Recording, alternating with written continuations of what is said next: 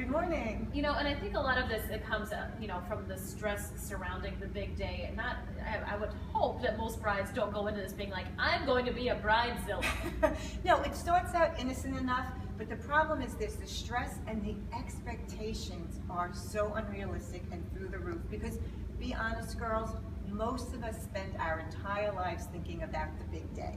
So you have all these expectations, and that really, between the stress and the expectations, it makes people out of control and not fun to be around. And when you talk about those expectations, and you want that day to be exactly how you pictured it, I think a lot of times you end up focusing on yourself, not necessarily the big picture. Exactly. Now, what I tell women all the time is, yes, it's your big day. If there's one day where the attention is on the bride, it's your wedding day. However, it is not all about you. There's a we aspect. There are other people where it's a very important day for your spouse, your family, and I can hear everybody screaming when I say this, but yes, even your future mother-in-law.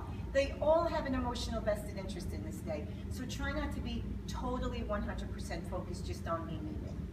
And also, you don't want to focus so much on the details, you were saying. Right. We sweat the details. Yeah. And what happens is we go out of control with the exact way we want a ribbon on an invitation to look, or the specific shade of, how many shades of white are there? It's unbelievable. More than you ever would have thought. Right. So don't sweat the small stuff. Keep it in perspective and think about what's really important. Nobody will know if it didn't go perfectly or the color wasn't exactly right. Well, and we just saw, speaking of what is important, you want to prioritize those things too, right? Absolutely. Prioritize what needs to get done. You have to be organized because there is a lot that's involved. Prioritize it, make a list, and then have a time frame attached to that list.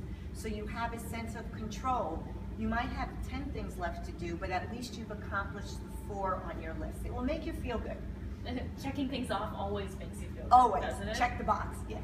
And don't try to do everything yourself. Okay. What happens to women when they start to plan their wedding is they become a little control freaky or a lot control freaky.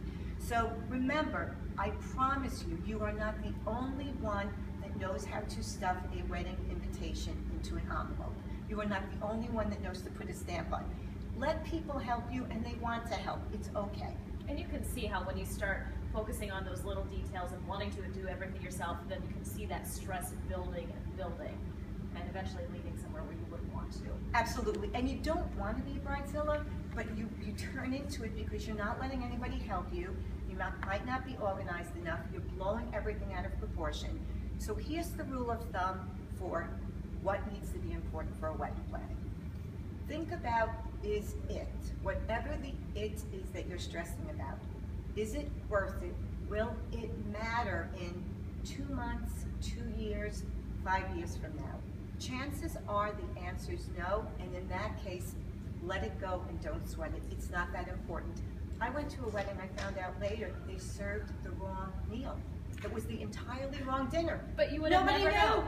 And that advice, if it doesn't matter, that is great advice for everything and not just for the weddings. Dr. Patty Ann, thank you so much for joining us this morning. You're welcome. Appreciate you being here as always. We'll toss things over to Mike for one last look at the forecast. Well, one thing you can't have control over during a wedding is the weather, of course. And if your wedding is this weekend,